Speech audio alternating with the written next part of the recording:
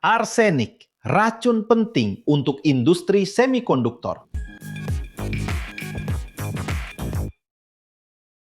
Hai pencinta kejuruteraan, pernahkah Anda terfikir bagaimana salah satu racun paling terkenal dalam sejarah boleh menjadi asas utama kepada teknologi yang kita gunakan setiap hari? Arsenik, nama yang membangkitkan misteri dan bahaya, menyembunyikan dualiti yang mempesonakan. Ia adalah unsur kimia dengan sejarah yang gelap, tetapi masa depan yang cerah, terutamanya di tengah-tengah peranti elektronik kita. Tetapi sebenarnya, apa sebenarnya arsenik itu? Dan bagaimana ia menjadi begitu penting untuk dunia modern? Dan di sini saya rasa berbaloi untuk membuat satu perbezaan. Kerana sebenarnya, unsur kimia itu ialah arsenik, manakala racunnya merujuk kepada sebatian arsenik. Tetapi apa perbezaan antara kedua-duanya? Arsenik yang diwakili oleh simbol AS dan dengan nombor atom 33 bukanlah logam tipikal dan juga bukan logam. Ia tergolong dalam kategori khas unsur yang dikenali sebagai separalogam atau metaloid. Ini bermakna ia mempunyai ciri-ciri pertengahan. Boleh bertindak kadang-kadang seperti logam, kadang-kadang seperti bukan logam, bergantung kepada keadaan. Sifatnya yang samar inilah yang menjadikannya sangat serba boleh dan pada masa yang sama sangat berbahaya. Bayangkan seekor sesumpah kimia mampu mengubah sifatnya untuk menyesuaikan diri dengan pelbagai situasi. Itu adalah analogi yang baik untuk unsur arsenik. Manakala arsenik biasanya merujuk kepada sebatian arsenik, seperti trioksida arsenik, raja racun dalam sejarah. Ia beracun kepada manusia, menyebabkan kerosakan teruk, tetapi juga digunakan dalam industri dan secara sejarah dalam bidang perubatan. Kesimpulannya, arsenik ialah unsur kimia tulen, metaloid yang kelihatan kelabu dan rapuh. Ditemui dalam tanah, air, dan mineral. Dan arsenik ialah istilah yang digunakan untuk merujuk kepada sebatian tak organik atau organik unsur ini, di mana sebatian tak organik seperti arsenit dan arsenat adalah sangat beracun. Tetapi apakah sifat-sifat yang menjadikan arsenik begitu unik dan berguna? Seperti yang saya katakan, dalam bentuk elementarnya, arsenik adalah pepejal, rapuh, biasanya berwarna kelabu keperakan, dan boleh menyublim. Yaitu, ia boleh berubah terus daripada keadaan pepejal kepada gas apabila dipanaskan tanpa mencair. Ia bertindak balas dengan unsur-unsur lain, membentuk pelbagai jenis sebatian, sebahagiannya sangat toksik, manakala yang lain pula sangat stabil dan berguna. Keupayaannya untuk membentuk ikatan kovalen dengan unsur-unsur lain adalah sangat penting untuk kegunaannya, terutamanya dalam bidang elektronik, di mana ketepatan dalam pengaliran elektron adalah segalanya. Tetapi bagaimana unsur yang mempunyai reputasi begitu menakutkan ini mula dikenali oleh kita dan menjadi sebahagian daripada sejarah manusia? Sejarah arsenik adalah panjang dan penuh dengan pelbagai liku-liku. Dikenali sejak zaman purba, sebatian-sebatian arsenik telah digunakan oleh orang Yunani dan Rom, terutamanya sebagai pigmen dan malangnya sebagai racun. Selama berabad-abad, arsenik menjadi senjata senyap, sukar dikesan, dan membawa maut walaupun dalam dos yang kecil. Penemuan arsenik sebagai unsur kimia tulen dikaitkan dengan Albertus Magnus pada abad ke-8. Walaupun sifat unsarnya hanya benar-benar difahami jauh lebih lewat. Sejarah panjang penggunaan dan penyalahgunaan ini telah membentuk persepsi orang ramai terhadap arsenik. Namun ia tidak menghalang sains daripada menemui potensinya. Namun sebagai racun yang sangat kuat, ia telah menemui jalannya ke dalam industri-industri paling maju pada zaman kita. Titik perubahan bagi arsenik berlaku dengan kemajuan dalam sains bahan dan elektronik. Jauh daripada sekedar racun, arsenik telah terbukti menjadi komponen penting dalam pelbagai aplikasi industri. Secara sejarah, ia telah digunakan dalam racun perosak dan racun rumpai. Tetapi aplikasi-aplikasi ini telah dihentikan atau dikawal ketat disebabkan oleh ketoksikannya. Namun, dalam industri semikonduktor, arsenik benar-benar menyerlah, menunjukkan sisi yang sama sekali berbeza daripada sifat kimianya. Dan apakah rahasia di sebalik kepentingannya dalam semikonduktor? Arsenik ialah bahan utama dalam sebatian yang dipanggil arsenida gallium atau GaS. Walaupun silikon menguasai sebahagian besar industri semikonduktor, GAAS menawarkan kelebihan dalam aplikasi tertentu.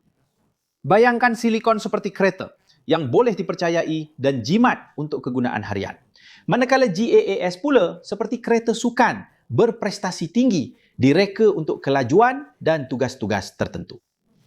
GAAS ialah semikonduktor compound yang terbentuk daripada gabungan gallium dan arsenik. Dan sifat elektroniknya adalah lebih unggul berbanding silikon dalam beberapa aspek penting.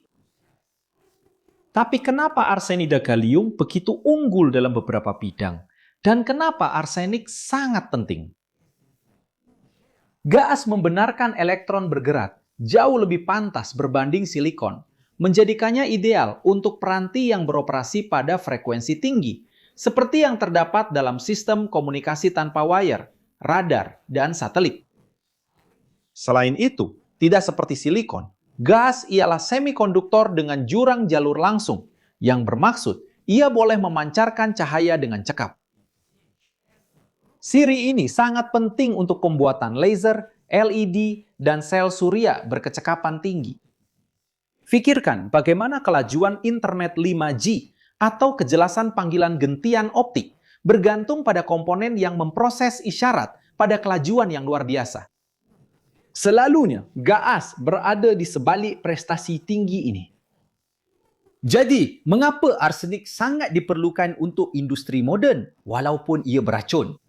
Jawapannya terletak pada keupayaannya yang unik untuk memberikan sifat elektronik dan optik ini kepada gallium arsenida. Tanpa arsenik, kita tidak akan mempunyai keupayaan yang sama untuk membina peranti frekuensi tinggi dan pemancar cahaya yang cekap. Yang memacu teknologi telekomunikasi, internet berkelajuan tinggi, sistem navigasi satelit, dan juga sistem panel solar yang paling maju. Ia adalah ramuan yang membolehkan elektronik melangkaui had silikon, membuka pintu kepada inovasi yang membentuk dunia kita yang saling berhubung. Tetapi jika ia begitu berguna, bagaimana kita menangani ketoksikannya yang semula jadi? Ketoksikan arsenik adalah satu kebimbangan yang serius, terutamanya dalam bentuk tak organiknya, yaitu sebatian arsenik, yang merupakan paling berbahaya kepada kesihatan manusia. Pendedahan boleh menyebabkan pelbagai masalah, daripada iritasi kulit hingga kanser dan kerosakan pada organ penting. Namun, adalah penting untuk memahami bahawa dalam industri semikonduktor, arsenik tidak dikendalikan secara cuai. Ia digabungkan dalam sebatian stabil seperti GAAS dan diproses dalam persekitaran yang sangat terkawal dengan peralatan perlindungan serta protokol keselamatan yang ketat. Ia seperti bekerja dengan elektrik voltan tinggi. Ia berbahaya jika tidak dihormati, tetapi sangat selamat dengan langkah berjaga-jaga yang betul. Syarikat-syarikat yang menggunakan arsenik dalam pembuatan semikonduktor melabur besar dalam sistem pengudaraan, pengkapsulan proses, pemantauan udara secara berterusan, dan pelupusan sisa yang selamat. Matlamatnya adalah untuk meminimumkan sebarang risiko pendedahan kepada pekerja dan juga kepada alam sekitar. Ini ialah contoh jelas bagaimana kejuruteraan dan kimia bekerjasama untuk menjinakkan unsur berbahaya dan mengubahnya menjadi sumber yang berharga, sentiasa meletakkan keselamatan sebagai keutamaan. Alam semula jadi penuh dengan dualiti, di mana sesuatu yang berbahaya dalam satu konteks boleh menjadi sangat berguna dalam konteks lain, asalkan ia difahami dan dikendalikan dengan penuh hormat dan kebijaksanaan. Jika Anda telah menonton sehingga ke sini dan menyukai video ini, jangan lupa untuk melanggan jika belum berbuat demikian, tinggalkan tanda suka dan aktifkan loceng pemberitahuan. Dan jika Anda rasa kandungan kami menarik,